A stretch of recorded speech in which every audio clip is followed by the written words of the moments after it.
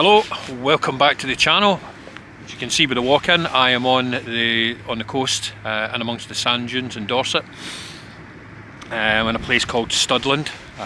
It's an absolutely cracking beach in the summer, really chilly in the winter as I'm finding out just now. It's about 6 degrees. I don't know what the wind chill is. I've got the Gore-Tex on because that wind was going right through us earlier on. And a wee bit of dip here. Got the MSR Elixir 1 with me.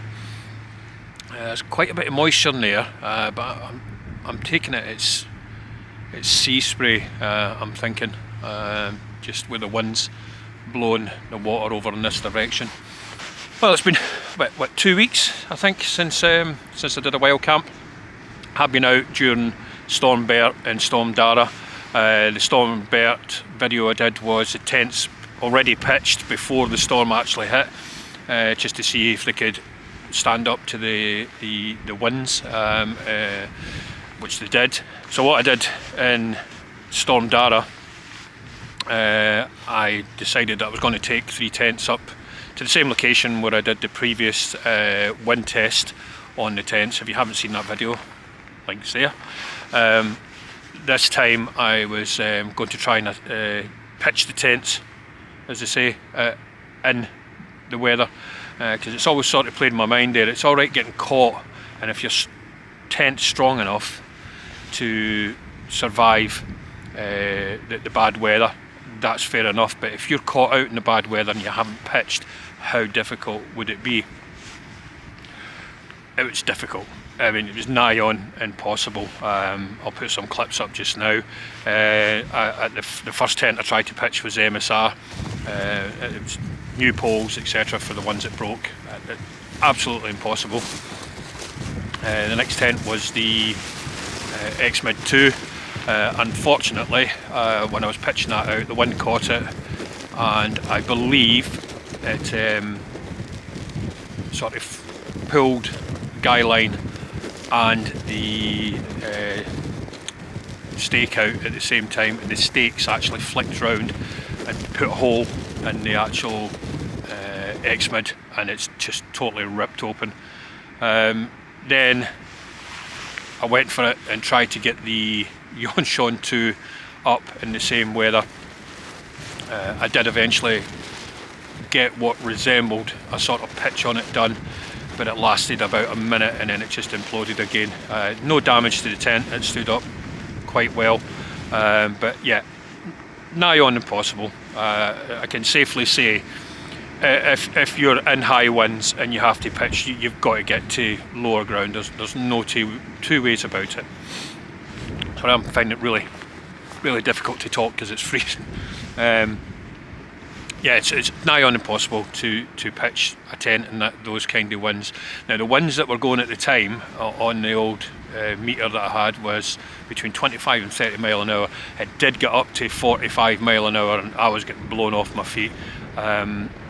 So there was not a chance you got into those tents up.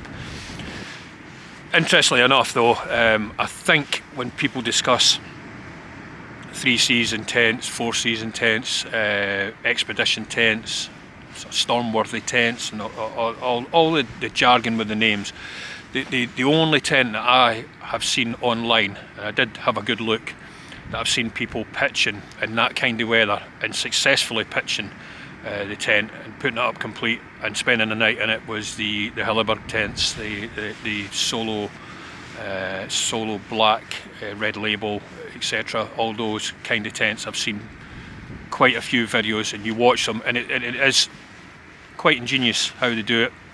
The flat pitch, they pitch the bathtub part of it, as you would call it, or the bottom of it, and then put the poles in, and then they just clip it on as they go up, and that's it, it's done. Obviously stake it out before you do that as well, but that's the only one I've seen. MSM Outdoor Chris, he did it during Storm Darragh. He got his tent up perfectly, absolutely no issues with it. It's a good video to watch, that one. I have seen, who else did it with the Hilleberg? Oh, Mr. Messner, he did it with the Hilleberg as well. So that's the way around it. A tent that you can pitch from the bottom up and build it, that sort of thing. These tents where you have to throw the old fly sheet over, not a chance, absolutely not a chance. The X-mids, once they're up, the X-mids can take a complete battering when they're up, but trying to get that tent up, again, I pitched it a different way. I pitched it the way that everybody was suggesting that I did from the previous video, where I put the corner and the guy line into the wind. Not a chance. It was gone. Every time that I put the walking pole in, it would just blow over, and that was putting a groundhog in as well to hold it in position. Yeah, I put a little survey out on the community page on YouTube, and it was 3 meals that I was going to cook on the coast. Bearing in mind it's freezing, and I let the viewers pick which meal it was I had to cook. Now I think the meals were, what was the meals? Curry, fish and chips, and something else. I think nachos or something like that. I'm not too sure. I can't remember myself. Yeah, so everybody went for fish and chips. Thanks for that. I was hoping you were going to go for a curry, because it is Baltic and a curry would come in quite handy, but that's what I get for throwing it out on the floor. So I'm going to be cooking fish and chips in the Trangia. Not done fish and chips before in the Trangia. I have done it in a skillet on an open fire in one of the videos, but not in the Trangia, and certainly not in the middle of winter. So we're going to give that a blast.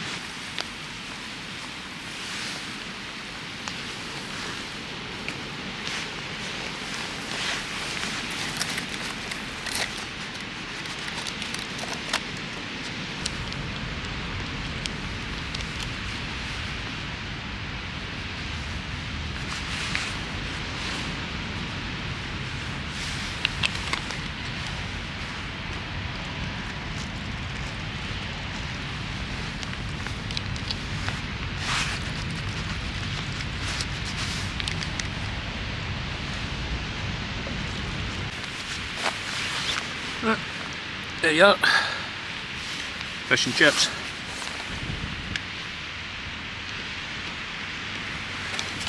Not gonna lie, bit gritty.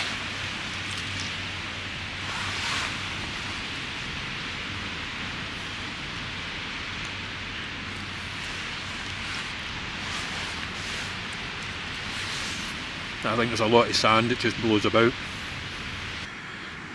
Cheers.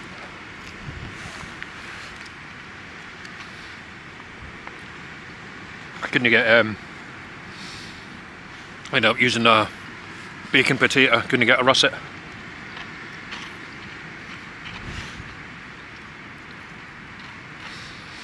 Really nice.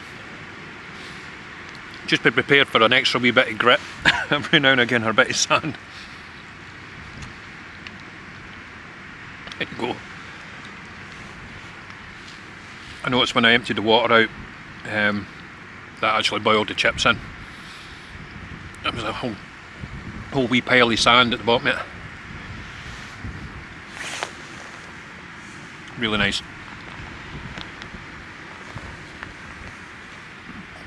Oh, pardon me. Yeah, beer batter. See everybody doing it, they put Pilsner in it. Not Pilsner, like bottles and that. Just go for a stout. That is absolutely gorgeous. A nice dark crispy colour. Look at that. You can see that, how white and fluffy that fish is.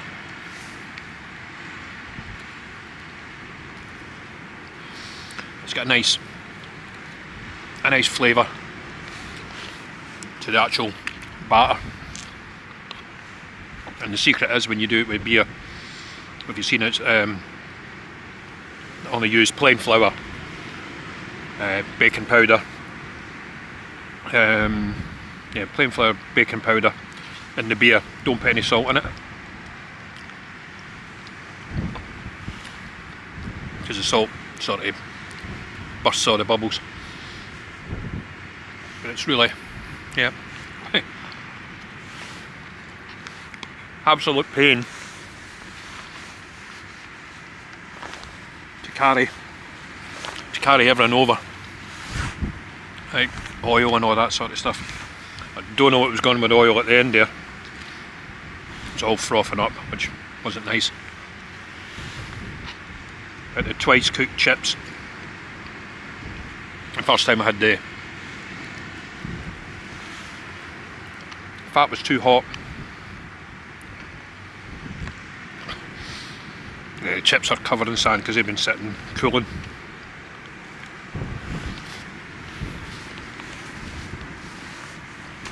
But we did it. Still freezing cold. It's about 4 degrees now. So excuse me, I'm going to hammer this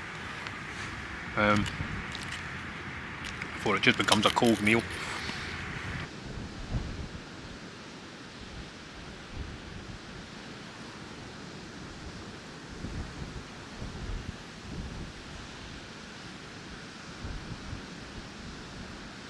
So this is salt and vinegar crinkle crisps, and about half a bottle of port in here, which will probably go down quite nicely. Oh, definitely warms the cockles up. It's one of the worst things about having a YouTube channel is analytics. Is the way that YouTube drives you on to do more and more, and to be honest, with very little reward. There was quite a few comments on several videos where people can't believe that I've only got 1,000 subscribers. I don't know how to get subscribers, to be perfectly honest with you. I don't know. When you get into the let's just say you get a dashboard with YouTube.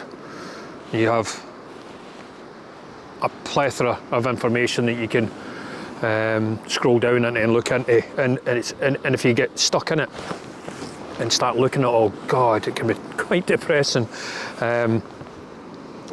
We're sitting on 968 subscribers, getting to the 1,000. What does that do? Actually, on this, it opens up a lot more. You become a partner, as they call it. I think they have changed it, but certain things don't unlock until you get to 1,000. You apply for the partnership, which means technically, if they put ads on your videos, you get ad revenue. Now, for my viewership and subscribers and stuff like that, would probably work out about 5p a year. It's one of those weird things. I think my top rated video's got 8,500 views on it. You don't get it backdated, by the way, but it would be pennies. Absolute, might not even equate to pennies anymore. So I was looking at the analytics, all this malarkey that's on here.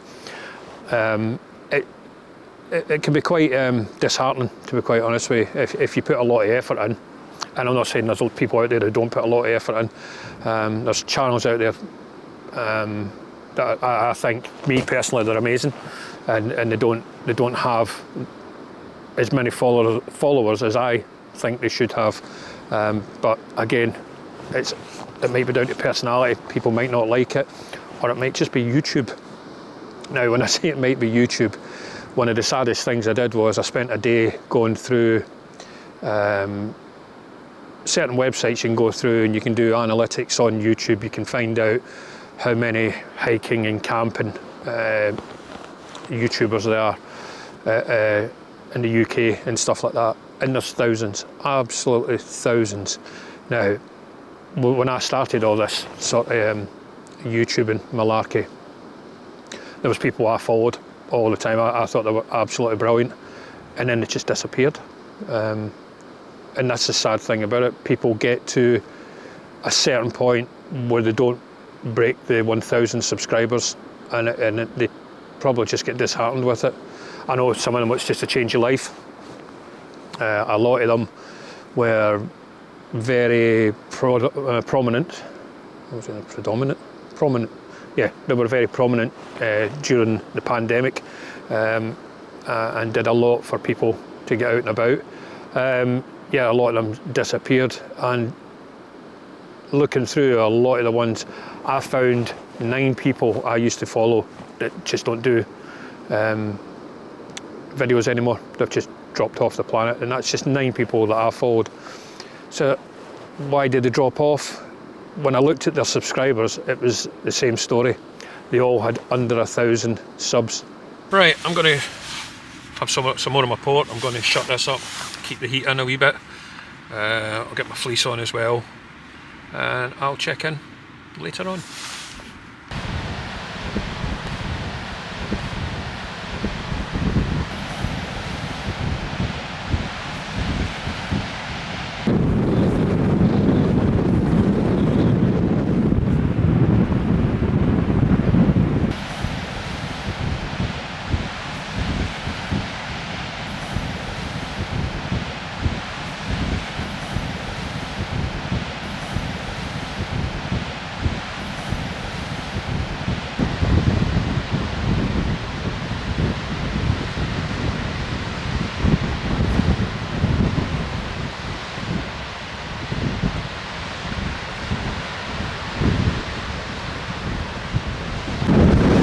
What a morning! I don't know if you can see. Can you see it? Oh no! Big yacht coming in. Really windy last night. Nothing too serious. See it down in that dip down there, so it was pretty much covered. However, if it's as choppy as it is, sometimes the ferry doesn't run, which means I've got a 20-mile detour to get back home. I'm going to stick the drone up shortly and go and have a wee look, see if the ferry's actually going to cross, but say when it's rough, it doesn't go. Right, time for a cup of tea and wee bacon roll.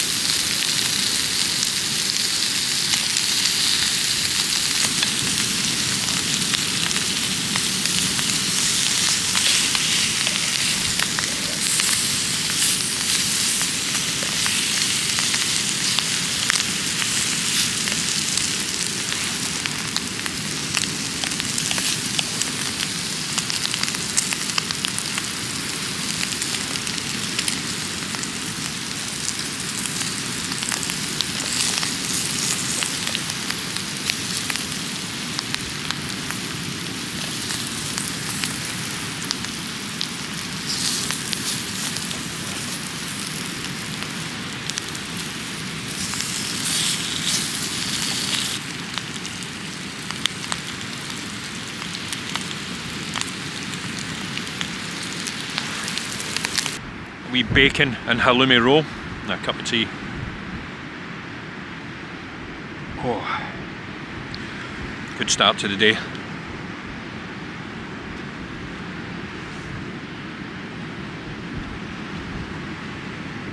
Squeaky cheese, I think people call it.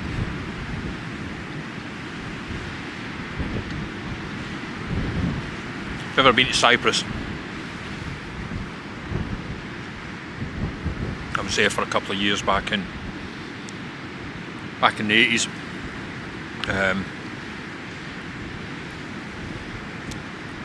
Let's just say after a heavy session in Limassol, I was used to walk down to a little bar, get a bacon and halloumi roll and a pint of banana milk. Best hangover cure ever.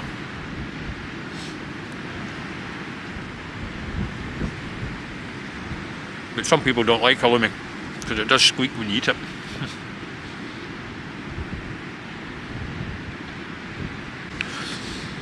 Well, it's not as cold as yesterday, which is a bonus. A wee bit windier. Every now and again the blue sky sort of breaks through. A cracking morning. Bit chilly last night, had to get the little sleeping bag liner out. Gives you a couple of extra degrees apparently. Did notice it. Took a wee while for the old feet to warm up. I actually came out and ran about a wee bit just to generate some heat. I think it got down to about 4 degrees last night. Sleeping bag's rated for 0, but you can still feel it. I think my sleeping bag, my old Rab Neutrino 600, I think it's done.